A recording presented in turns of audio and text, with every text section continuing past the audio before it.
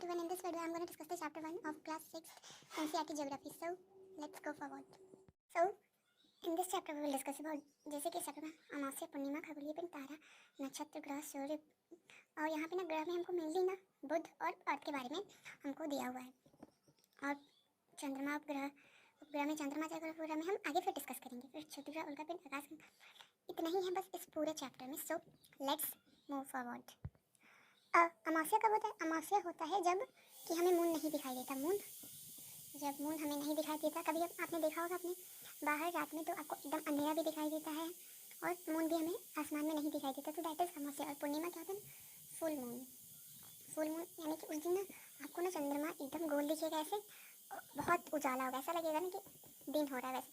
और खगोलीय पिंड क्या होता है ना कि खगोलीय पिंड मतलब कि आसमान में या फिर हमारे ब्रह्मांड में ऊपर जितनी भी चीज़ें हैं, ग्रह, तारे, उल्का पिंड, सूर्य, इतनी से जितनी भी चीज़ें हैं सब खगोलीय पिंड होती है। और तारा क्या होता है ना कि जिनकी अपनी ऊर्जा होती है, अपनी ऊर्जा प्लस प्रकाश होती है, उन्हें क्या कहते हैं? हम तारा कहते हैं।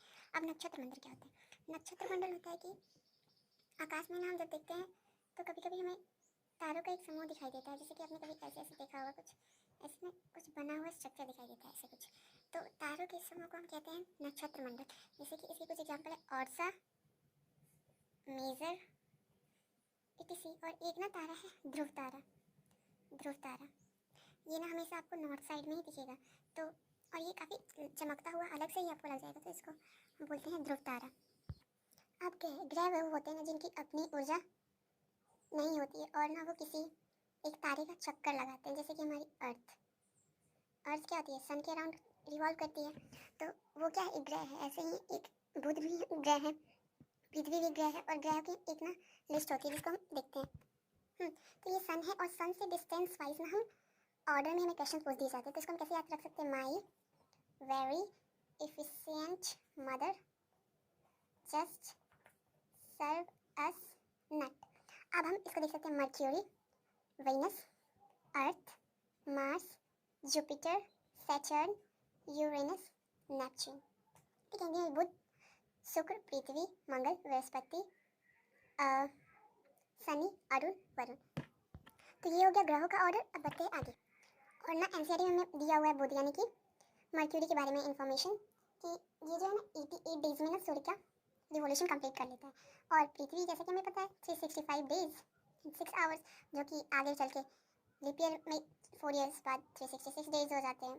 तो वो इतना हमें यहाँ पे डिस्कस नहीं करना है 6 क्लास में, बट हाँ इतना समझ लेते हैं। और बाकी ग्रह देख लिए। और सूर्य भी ना एक तारा ही है जिसकी ना अपनी ऊर्जा और प्रकाश है, और ना इस सूर्य पृथ्वी से 15 करोड़ किलोमीटर दूर है।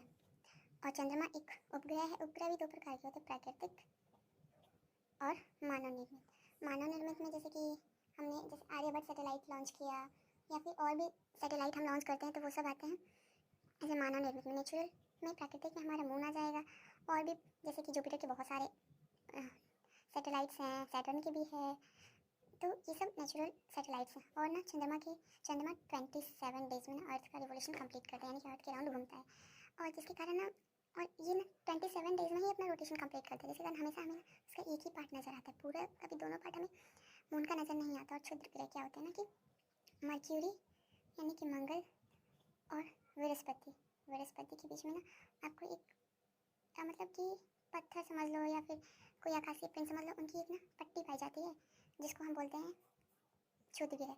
ठीक है, और ना इसको हम ट्रिक से याद करते हैं, एमजे यानी कि माइकल जैक्सन।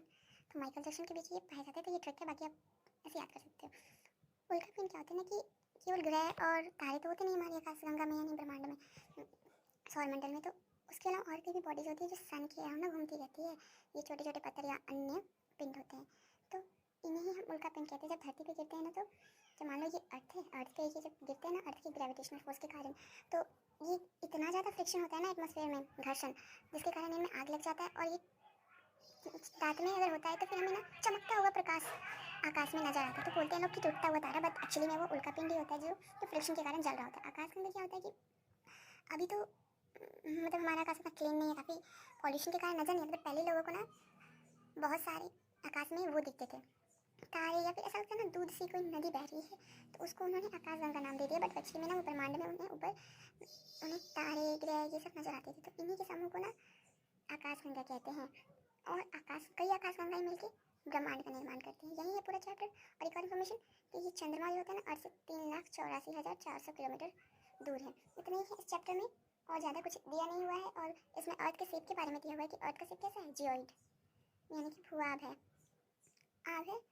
और ज़्यादा कुछ है नहीं, ये तो आपको पता ही है कि अर्थ लाइफ है, कि क्या वाटर है, एटमोसफेयर, ये सारी चीज़ें हैं। और एक और दिया है कि नील आर्मस्ट्रॉन्ग ने सबसे पहले मून पे कदम रखा था, और यही सब दिया हुआ है। आर्यभट्ट के बारे में भी थोड़ा दिया हुआ है, तो उतना कुछ इंपॉर्टेंट नहीं है। एक और इन्फॉर्मेशन दिया हुआ है कि जियोग्राफी ना दो शब्दों से मिलकर बना, जियो प्लस ग्राफिया। जियो का मतलब क्या है, अर्थ, और ग्राफिया का मतलब टू स्टडी, यानी कि पढ़ना। तो यानी कि जियोग्राफी का मतलब क्या है, अर्थ के बारे में पढ़ना। और सॉरी, ग्राफिया का मतलब होता है लिखना, टू राइट, यानी कि अर्थ के बारे में हम लिखना इज जियोग्राफी। और लॉजी, जियो लॉजी, लॉजी का मतलब है टू स्टडी।